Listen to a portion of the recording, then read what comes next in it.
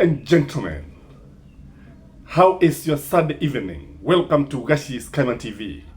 If you are here for the first time, this is Gashi's Kaiman. Here, we analyze news, we also analyze politics, the various issues that are happening, and policy issues, and how they affect our country as far as governance is concerned. Ladies and gentlemen, today, William Samoei Ruto sent his team to Kiambu County in PCA Church, and they were there, but they were not allowed to speak.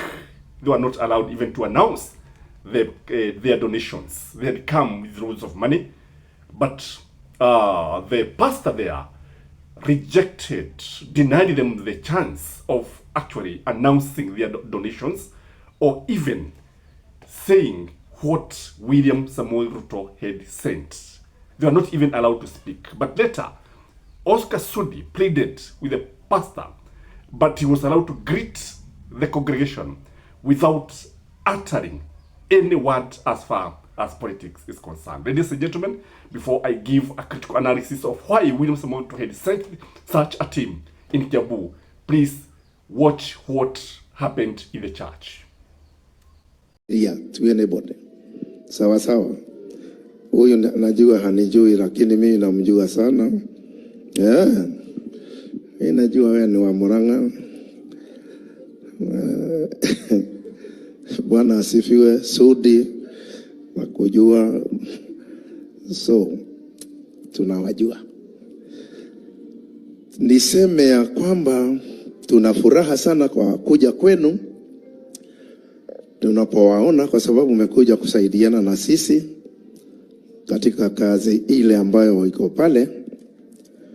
Wa Muratha, najua unijui, wewe kaa tu mimi nakujua. Bwana asifiwe. Na kama vile mumeona mambo yanavyokuwa nchini na nini, kanisa hili la PCA ndilo lilikuwa la kwanza kusema ya kwamba hatutaki wa politicians wazungumze kwa kanisa. Kwa nini? Kwa sababu politician anakuja kama Sudi ukimwambia simame sasa analeta mambo yote. Sasa yale ambao tulikuwa tumehubiria watu yanafanya nini? Na mimi nataka Sudi awe mzee wa PCA, awe wa PCML. Wewe. Si ndio? Si mnasema hiyo? Kwa hiyo tunaposema sio kwamba tunawapenda sana. We have a PCA MPs, we have whatever, but when they come to the church, they just say, thank you. We are happy. We are here. Hatutaki mambo ya kusema rais ni nini? Hapana. Rais anameba? Hapana. Tunasema, come worship with us and we shall be very happy. Sawa sawa. Alafu jambo lingine, Bwana Sudi, kwa sababu unajua umekuja na pesa, usituambie ni ngapi. Wewe fanya kuja na bahasha hata kama ni ya rais, useme hii ni ya nani? Come on. Ni ya nani? Ni ya rais. Kama hii ni yako, useme hii ni yangu. Sawa sawa. Unajua Biblia inasema mkono wako ukitoa huo mwingine usifanye nini? Usisikie, usijue. Sasa that is very serious. Sindio? We don't want to pay all the money we are going to pay to build that church, and then Jesus will say one day, wewe ulikwenda kujionyesha huko, si mimi ulikuwa unaonyesha. In this video, I want us to critically look at the reason why Sudi and his entourage had actually come to Kiambu. Unajua katika siasa matukio hayatokei kwa sadfa. Ukiona jambo likitokea sio sadfa, ni kwa sababu matukio hayo yamepangwa yawe hivyo. So ladies and gentlemen, this team wanted to intimidate the Githunguri member of parliament, Gathoni Wamushoba, who has been a thorn in the flesh, who has been giving William Samuel Ruto and his team sleepless nights. Gathoni Wamushoba is the darling of the masses. Gathoni Wamushoba is loved by the electorate. Gathoni Wamushoba amekuwa akiwatetea wapiga kura wake, amekuwa akiwatetea watu wake, and she refused from day one to be intimidated. You remember when William Samuel Ruto came to Kiambu last week, when he actually had a 1 week tour of the mountain.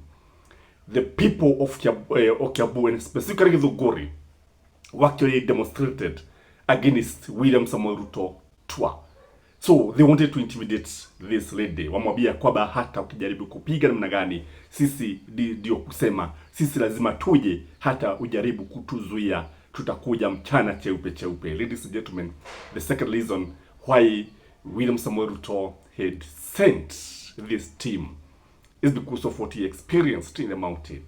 William Samuel Ruto came hand to hand with the reality of the mountain. The politics of the mountain shocked him. That he has lost the mountain, he could not believe. And he had stayed for almost a year since he came to the mountain. And when he came, he found a very different group of voters. He found a very different electorate.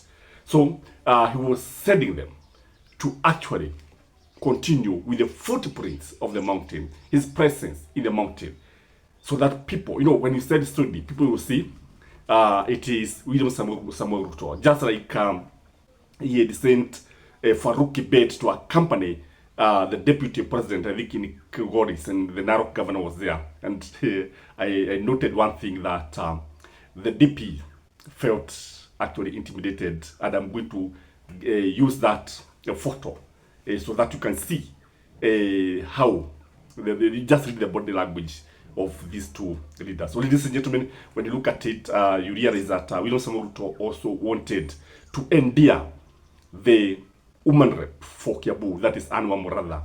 Anne Wamuratha, watu wanamuona kama chai ya mkadaa. Chai ya mkadaa ni chai ambayo haina sukari, haina sukari, haina maziwa, tuita chai ya mkadaa. Hivyo ndivyo ambavyo Anne Wamuratha anavyoonekana na wapiga kura wa Kiambu. Na kusema ukweli, when now she accompanied this team with all the money, then there was expectation that she would be seen to be working for the people, and with the money, maybe they felt that this lady can win back her favor with the people of the mountain. The other reason is to flex the financial muscle, show off financial might of the government. Ni kama kuambia watu, mnajua nini, hawa bunge wenu ambao wanamuunga mkono Rigathi Gachagua hawana chochote, hawana dururu, hawana hela, hawana gweje. So what we have here is the government that comes with the money. Kwa hivyo mnaulizwa money on the box, and people would actually choose money. And this one brings me to that other reason of baiting the Kikuyu church, the Gema church, the Mlima church. In the mountain, you realize that churches are predominantly occupied by the Kikuyus, and Kikuyus love money. William Samuel Ruto understand this. Pesa tunapenda, kusema kwa tunapenda pesa. Si vibaya, ni vizuri sana kupenda pesa. Asiyependa pesa inue mkono, aseme mimi sipendi pesa. Pesa zapendwa na kila mtu. But what is happening here? William Samuel Ruto thinks that Kikuyus worship money, and the bishop also worship money.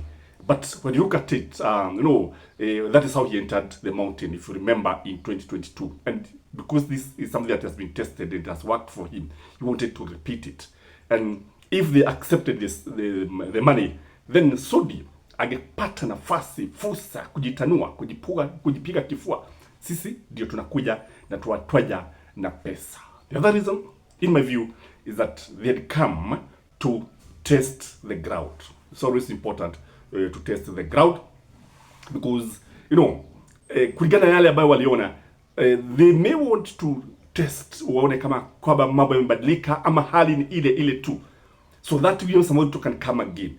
And if William Samoei Ruto's team were welcomed by the people of the mountain, the church welcomed them and gave them the chance to speak to the congregation, William Samoei Ruto would have known basi mambo yameanza kubadilika, tumeanza kusikilizwa, tumeanza kufuatwa, tumeanza kupendwa, and the next thing that we see is William Samoei Ruto coming to the mountain. The big question is, if William Samoei Ruto had gone to the church, would he have been denied that chance to address the congregation?